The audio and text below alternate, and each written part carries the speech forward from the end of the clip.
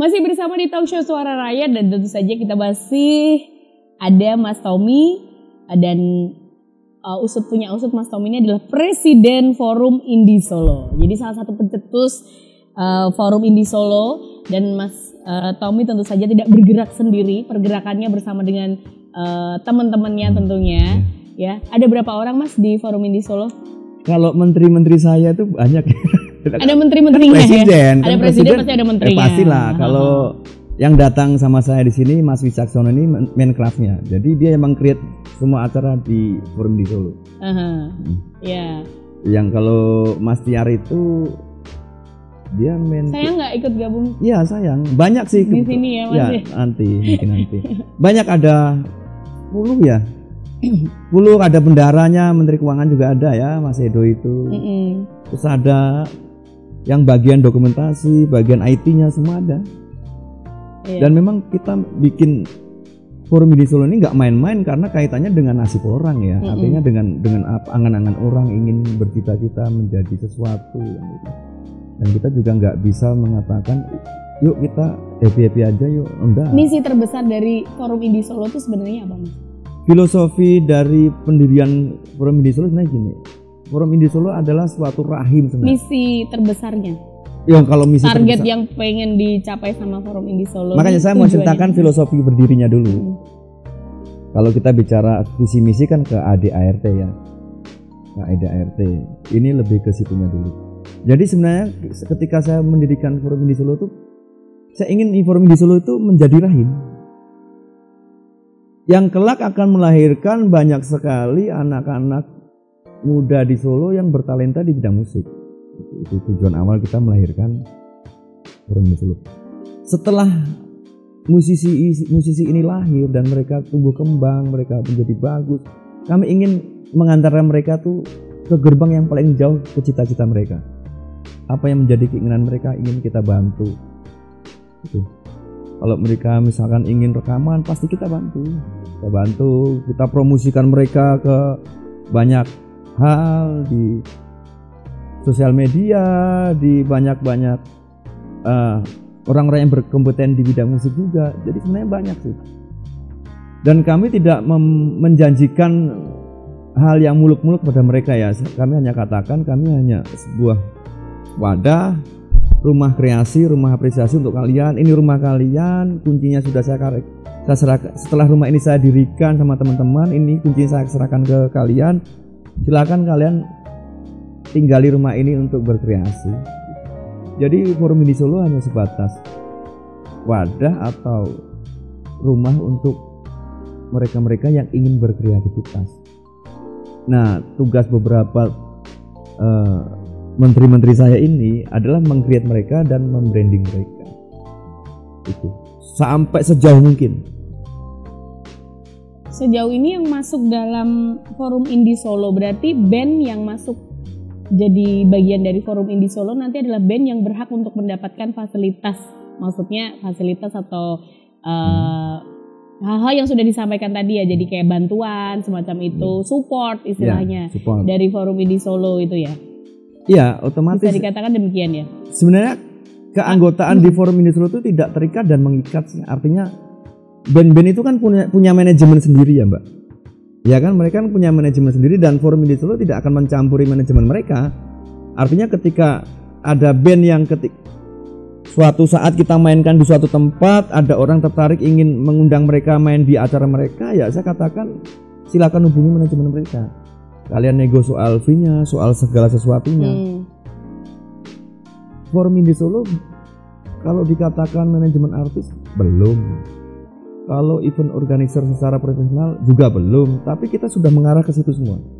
Oh ya. Jadi ada agenda rutin yang digelar oleh Forum Indie Solo.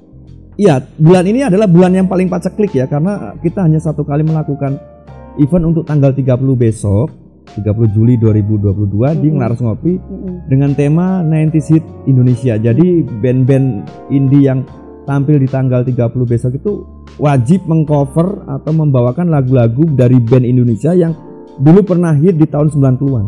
Yang pernah hit? Pernah hit, kan banyak tuh. Kangen misalkan dari Dewa. Ya kan, kamu harus pulang misalkan dari Slang apa-apa. Banyak sekali. Ada Bayu, Hanya Dirimu, Andi Liani. Ya kan? Banyak sekali misalkan Tato, Gerbi, RC Formation. Yang ini yang tidak terlalu mainstream di rocknya ya. Kalau di rock kan banyak sekali kayak Kaisar, Bumerang, Jamrud. Yang kita maunya yang sedikit ada popnya lah gitu. Dan Java Jive. Gitu. Yang benar-benar 90-an banget ya. Ya 90-an yang bagaimana waktu itu remaja itu benar-benar terikat dan mengingat ketika mereka tumbuh sebagai pribadi yang puber waktu itu mengenal setiap kalimat itu adalah mantra. Setiap lirik dari lagu itu adalah doa bagi mereka. Ini yang ingin kami ambil untuk kita angkat besok itu. Makanya kalau kita membawakan lagu-lagu oldies itu kan kadang orang tua kita kan sering terkenang, menangis. Itu karena waktu itu lagu itu bagaikan mantra bagi mereka. Dan kami ingin mengembalikan itu ke masa-masa saya gitu. Bahwa dulu kita pernah dibesarkan oleh lagu-lagu seperti ini. Itu besok tiketing nggak Mas? Enggak, free. Free ya? Free tapi jangan lupa jajan ya di sana ya.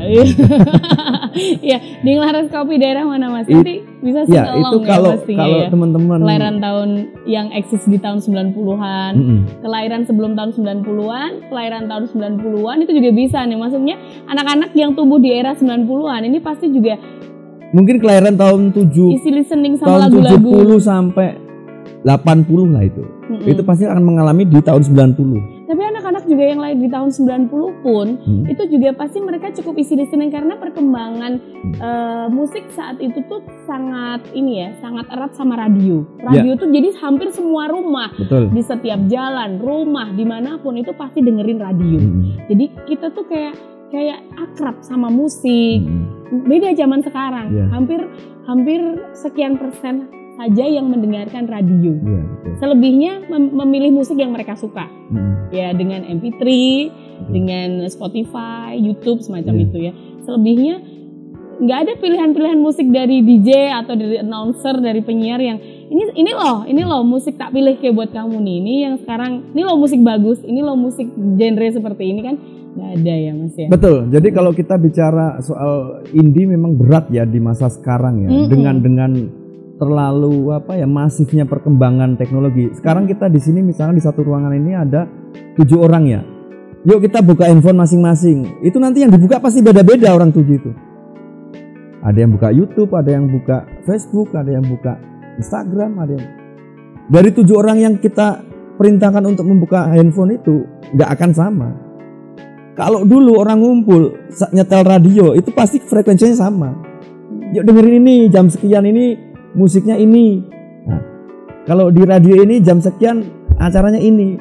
Dulu ngumpulnya tuh di situ, di satu frekuensi. Sehingga ketika mereka itu ketemu secara istilahnya kalau dulu kopdar ya. Klik kan. Oh iya lagu itu keren. Pasti lagu ini sama. Frekuensinya sama karena ketika kita mendengarkan radio itu kan yang didengarkan kita dengan orang lain sama. Kalau kita kan enggak. Kemarin ada penembakan si itu. Penembakan apa sih? Enggak ada yang tahu. Kalau dulu di radio apa pasti semua tahu. Karena memang hiburan waktu itu hanya radio ya yang portable yang bisa dibawa kemana-mana. Bisa dibawa kemana-mana betul. Dan semua orang pasti dengerin ya. Semuanya radio. Radio tuh lagi tinggi-tingginya lah, lagi naik daun istilahnya. Betul.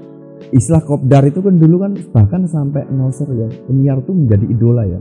Kita kan kadang sering dengar suaranya, pengennya kita tuh jumpa darat dengan mereka itu sampai ada kayak jumpa fans itu. Iya betul. Iya kan?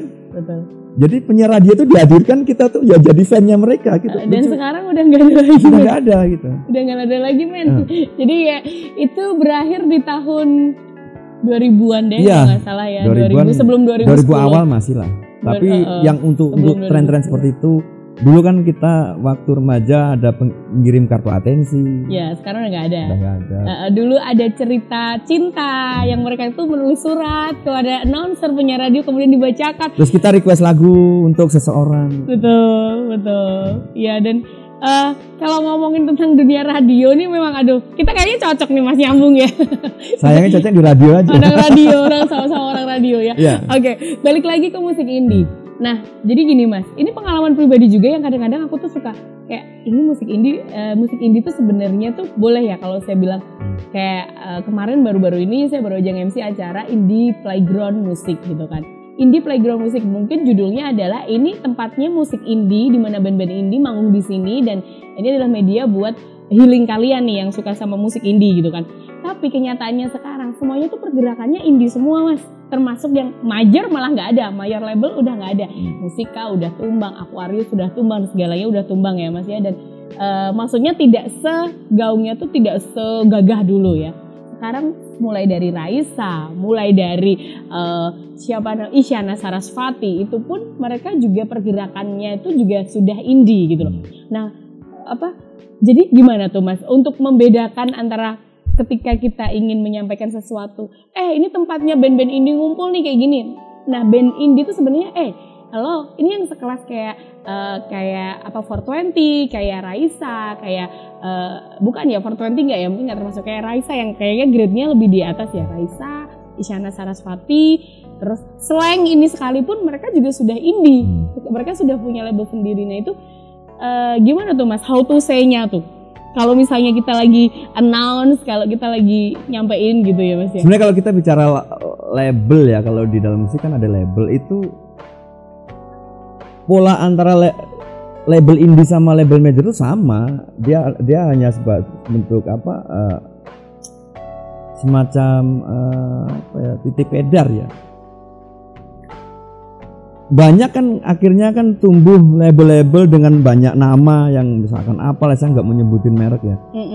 Itu sebenarnya polanya sama dengan major label. Mereka mengatakan oh saya indie karena di situ kan ada major. Kan itu.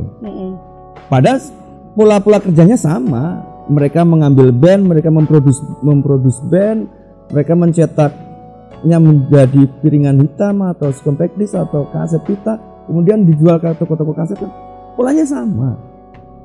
Harusnya mereka kan juga menamakan diri major kan? Iya, harusnya. Nah, tapi kalau indie itu kan bener misalkan gini loh, band saya produksi sendiri, saya cetak kaset sendiri, ya nggak mungkin sendiri maksudnya. Kolektifan. Saya cetakkan ke orang terus saya jual ke teman-teman. Nah itu indie. Kalau saya sudah mendirikan label ya saya nggak indie, harusnya nggak indie. Saya labelnya band-band indie mungkin. Akhirnya gitu. Menjadi band major kan? Oh gitu. Jadi udah beda. Ini kalau jadi masih benar juga ya ketika kita ngomongin band-band lokal istilahnya itu dengan band-band indie gitu itu berarti beda ya, beda sama sekali dengan band-band artis-artis besar yang mereka juga nampaknya lewat label sendiri gitu loh Mas. Kan di Jakarta, di Bandung itu kan banyak label yang tumbuh. Mereka mengambil band indie, kemudian mereka merekamnya secara masif, mengedarkan ke seluruh Indonesia. Sama dengan Musika sama Sony. Karena waktu itu Sony Musika cuman the one and only BASF dan sebagainya. Itu kan gitu. BMG itu kan karena mereka kan sudah duluan. Dan mereka menguasai pasar waktu itu. Karena sedikit ya, tidak banyak yang bisa seperti mereka. Dan gitu. Sony kan kayaknya tidak punya studio untuk rekaman karena setiap artis Sony yang rekaman kan di Musika. Jadi mereka hanya label. Jadi gini, misalkan ya, analogi berpikirnya gini. Saya misalkan punya label ya. Misalkan A Project itu ya label saya. Saya ngambil band, saya rekamkan di Musika. Kemudian saya cetak kasetnya, saya edarkan. Ini sudah major. Kerja major masif menyeluruh. Justru yang benar-benar indie, yang independen itu ya mereka bergerak sendiri, mereka memproduksi sendiri, mereka mencetak kasetnya, mereka setiap konser menjual karya mereka, bahkan tanpa label recording. Kalau Endang Sukamti itu masuknya apa tuh? Band indie bukan tuh Mas? Ya dia kan sekarang sudah bisa. Gimana ya kalau kita bicara? Karena kita gini loh. Bukan susah. Gimana? Kalau saya nggak susah ya, yang susah tuh menangkap omongan saya nanti gini. Sebenarnya kan mindset kita kan dari awal bahwa major label itu kan label A, label B, label C kan. Itu adalah sebuah. Nggak, kita harus sepakati satu poin itu dulu. Bahwa major label itu Sony, Musika, ya kan. Terus EMI, Roll Sound, ya kan. yang lain-lain BMG, Sony dan segala kan. Wah, kalau di luar itu kan berarti kan bukan major, seolah kan seperti itu. Ya. Nah, pola mereka kan sebenarnya kan mereka mengambil band, mereka memproduksi band, mereka mengedarkannya, mengkonserkan, kan sama dengan label-label yang kecil yang melakukan itu. Ini cuma masalah kapitalis saja, masalah modal. Iya, kan gitu. Bisa aja misalkan saya punya duit banyak, saya, Padi kamu sini, ya Mas, kamu bikin album baru, saya produksi, iya. Pakai label saya, iya. Ya saya major label. Karena kerja saya kerja major label. Nah kalau Endang Sukamti bisa, ya saya katakan major label. Major juga. label. Kayak misalnya saya Gedok. Major label juga. Dulu awal-awal mereka kan ya juga sendiri ya. Bahkan waktu awal-awal ditarik major label itu ya label, karena kan waktu itu di Jogja itu kan banyak anggapan kalau musik pangska itu nggak boleh rekaman di mainstream, di luar. Kok karena dianggap skena mereka, skena musik yang bawah tanah itu. Dianggap pengkhianat. Tapi bagi saya justru yang mengkhianat itu orangnya yang masih di bawah. Matahari begitu cerahnya, kenapa kita harus bersembunyi di bawah gitu? Harus keluar. Makanya saya nggak respect dengan band-band yang sembunyi di bawah tanah seperti apa? Orang-orang itu nggak gitu. Ngapain itu? Ada kok jenis, ada beberapa band yang punya idealisme sendiri. Idealisme bahkan saat mereka perform sekalipun mereka harus tidak ada harus seperti ini, harus tidak ada sponsorship, semuanya harus kolektif, penonton harus sekian, tidak harus lebih dari sekian gitu. Kalau menurut pandangan dari Mas Tommy ini dengan band seperti itu gimana tuh Mas? Itu bukan idealis tapi egois ya. Egois. Karena idealis kan dari kata dasar ideal. Idealnya orang itu ya, iya kan? Main band, pengennya kan dikenal. Betul nggak?